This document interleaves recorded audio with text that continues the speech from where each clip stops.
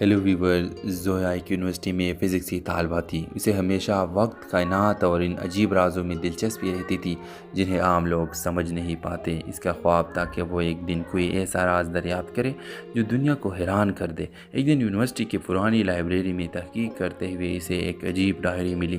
وہ ڈائری کئی سال پرانی تھی اور اس پر ایک نام لکھا تھا، ارسلان۔ ڈائری کے صفحات میں عجیب نوٹس اور فارمولے لکھے ہوئے تھے۔ ان میں بار بار ایک ہی جملہ لکھا تھا، اگر وقت کو روکا جا سکے تو تقدیر کو بھی بدلا جا سکتا ہے۔ زویا کو یہ سب بہت دلچسپ لگا۔ اس نے ڈائری پر تحقیق شروع کر دی۔ چند دن بعد جب وہ یونیورسٹی سے گھر جا رہی تھی تو اسے ایک اجنبی نوجوان ملا۔ وہ بولا، تم وہ ڈائری پڑھ رہی ہو نا؟ زویا حیران رہ گئی۔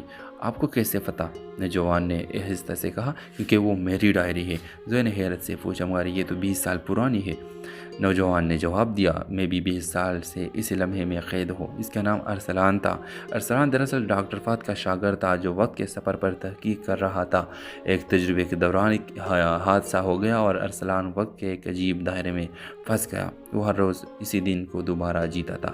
لوگوں کے لیے وقت آگے بڑھتا رہا، مگر ارسلان کے لیے نہیں۔ زویا کو پہلے یقین نہیں آیا، مگر جب اس نے دیکھا کہ ارسلان ہر آنے والے لمحے کی پیشگوئی کر سکتا ہے تو اسے حقیقت کا اندازہ ہوا۔ ارسلان نے کہا، میں اس دائرے سے تب تک آزاد نہیں ہو سکتا جب تک کوئی میری ادھوری تحقیق مکمل نہ کرے۔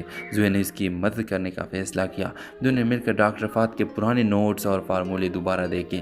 کئی دنوں کے محنت کے بعد انہیں ایک حل مل گیا، لیکن ایک مسئلہ تھا۔ اگر تجربہ کامیاب ہوتا تو وقت کا دائرہ ٹوٹ جاتا، مگر ارسلان ہمیشہ کے لیے اس وقت سے غائب ہو جاتا۔ آخری دن جب وہ تجربہ کرنے لگے تو زویا کے آنکھوں میں آنسو تھے۔ ارسلان مسکرا کر بولا، کبھی کبھی کسی کو آزاد کرنے کے لیے اسے کھونا پڑتا ہے۔ زویا نے مشن کو فعال کیا۔ ایک تیز روشنی ہوئی اور وقت کا دائرہ ٹوٹ گیا۔ جب سب کچھ ختم ہوا تو ارسلان وہاں نہیں تھا، صرف وہ ڈائری باقی تھی۔ کئی سال بعد زویا ایک مشہور